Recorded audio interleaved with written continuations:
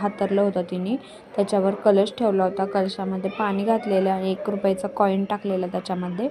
तर ही 5 झाडांची वेगवेगळी पानं आहेत, तर त्याला पालवी म्हणतात. आणि ती ठेवली होती. त्याच्यावर नारळ वगैरे ठेवला, मुकुट वगैरे लावला, नथ वगैरे घातली देवीला. तर इथे फळं वगैरे ठेवली, फुलं वगैरे ठेवली. तर फळं फुलं ठेवल्यानंतर आमच्या लक्षात आलं की देवी म्हणजे त्या कापडावरती गव्हाची किंवा तांदळाची रास घालतात, तर ती घालायची आम्ही विसरून गेलो. तर त्याच्यानंतर मग रास वगैरे घातली.